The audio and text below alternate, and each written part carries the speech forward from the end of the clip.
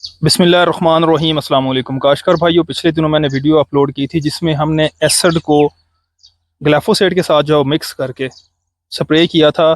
उसका मकसद जो है वो बुनियादी पीएच को लो करना था पानी की। और आज 10वें दिन पीछे आप देख रहे होंगे रिज़ल्ट भी फील्ड में।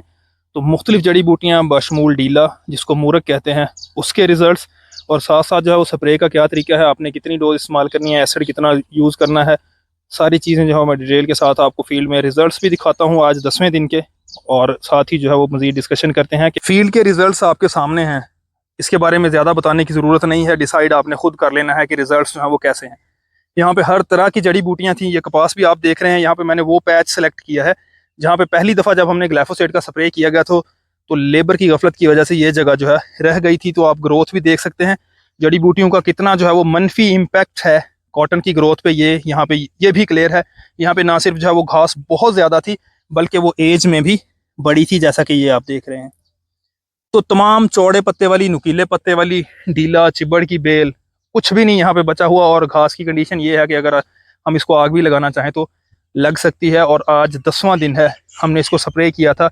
एसिड को हमने मिक्स किया था ग्लाइफोसेट और पानी के सोल्यूशन में।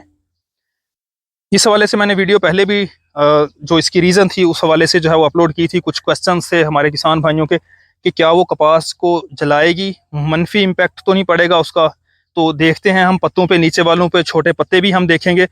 तो ये देखें, यहाँ पे कंडीशन ये थी कि कपास मुश्किल जो है वो 2 से 3 इंच ऊपर नज़र आ रही थी घास के। लेकिन जैसे ही स्प्रे किया है अब ये घास नीचे बैठ चुकी है और कपास आपके सामने है। अब हम देखते हैं नीचे वाले पत्तों को। यहाँ पे थोड़ा सा जो है वो वाइट फ्लाई का अटैक था।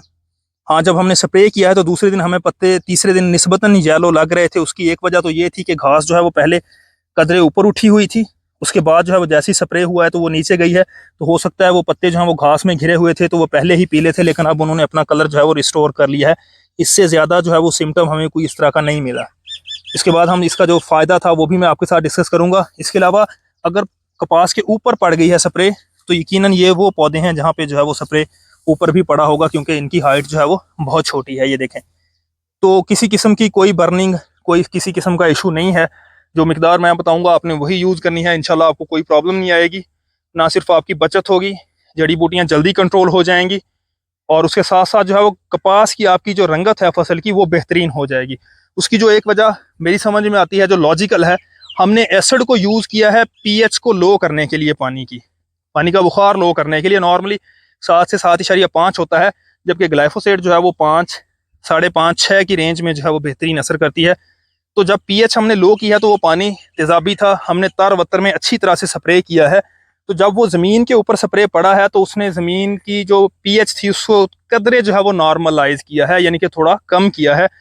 जब भी पीएच लो होती है, जो न्यूट्रिशन ज़मीन में मौजूद है, ग़िज़ाई अज्जा हैं, उनकी दस्तयाबी फसलों को बेहतर हो जाती है। तो स्प्रे से पहले हमारी यही क्रॉप जो है वो कदरे जो है वो येलो कलर की कमज़ोर दिख रही थी, और आज ये अब आपके सामने है। आउटस्टैंडिंग इसकी जो है अभी देखने में जो है लुक है, और ना ओवर ग्रोथ का प्रॉब्लम है। क्रॉप ने जो है वो मजीद अपने आप में जो है वो बेहतरी लेके आई है। उसमें एक तो ये जड़ी बूटियों का भी वैसे असर जो है वो ख़त्म हो गया, बारिश भी हुई है। लेकिन जो मेन चीज़ है, इससे पहले जो हमने पहला ट्रायल किया था उसमें भी यही कुछ देखने में आया था कि स्प्रे के बाद जो है जब ज़मीन की पीएच कदरे लो होती है तो जो ग़िज़ाई अज्जा हैं उनकी दस्तयाबी बढ़ जाती है, जिसकी वजह से फसल में बहुत अच्छे असरात पड़ते हैं।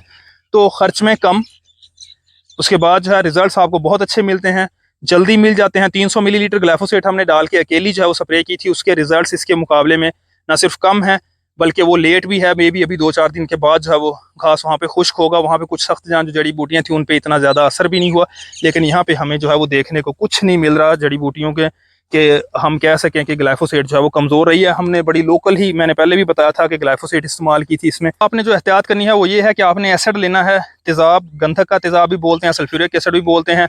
आप सादा जो है वो जो कपास के बीज से बुर उतारने के लिए, डिलिंटिंग के लिए जो एसिड यूज़ होता है, आपने वो लेना है। आपने 40 से 50 मिलीलीटर 20 लीटर वाली टैंकी में, 40 मिलीलीटर भी एनफ है, आप बेफिक्र होकर इतना डालें। लेकिन आपने तेज़ाब को बहुत एहतियात से डालना है, जिल्द को जला सकता है, आंखों को खास तौर पर बचाना है। कोशिश करें ग्लव्स, या अगर आप ग्लासेस यूज़ कर लेते हैं तो अच्छा है। और आपने एसिड को जो है वो डायरेक्ट टैंकी में नहीं डालना। हमारी जो लेबर है उसने 2 जो है वो जो जाली लगी हुई होती है उनको जलाया है डायरेक्ट एसिड डाल के। आपने करना ये है कि जो जिस तरह कटी हुई गैलन्स होती हैं हमारे पास पानी डालने के लिए, आधी गैलन पानी की ले लेनी है, और उसमें जो है वो एसिड आपने डाल लेना है जितना भी है। उसके बाद वो पानी जो है वो 3-4 लीटर पानी और एसिड मिला हुआ वो टैंकी में डालना है। और टैंकी में जब आपने पानी डालना है तो आपके पास टैंकी जो है पहले आधी से पौनी जो है वो भरी हुई होनी चाहिए, यानी कि 15 लीटर के करीब उसमें पानी हो। आप एसिड डालें, उसके बाद जो है ग्लाइफोसेट डाल के मजीद 2-4 लीटर पानी डाल के उसको फिल कर लें और आप कट वाले फुहारे के साथ नीचे रख के स्प्रे करेंगे।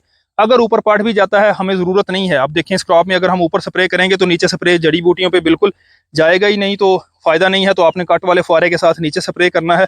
आपको ना सिर्फ एक्सीलेंट रिजल्ट मिलेंगे बल्कि आपकी क्रॉप की जो कंडीशन होगी ग़िज़ाई अज्जा के हवाले से वो भी आपको बेहतरीन नज़र आएगी। होप सो आज की वीडियो आपके लिए कपास की फसल में जड़ी बूटियों को सस्ते और आसान वे में जो है वो कंट्रोल करने के लिए हेल्पफुल होगी। अगर आपका कॉटन की निगहदाश्त के हवाले से, इंसेक्ट पेस्ट कंट्रोल के हवाले से, मूंग, तिल, धान के इंसेक्ट पेस्ट कंट्रोल या फर्टिलाइजर प्लान के हवाले से कोई क्वेश्चन हो, आप कमेंट बॉक्स में डायरेक्ट व्हाट्सएप के थ्रू या इस वीडियो की डिस्क्रिप्शन में हमारे व्हाट्सएप ग्रुप का लिंक है, आप हमें व्हाट्सएप ग्रुप में ज्वाइन कर सकते हैं।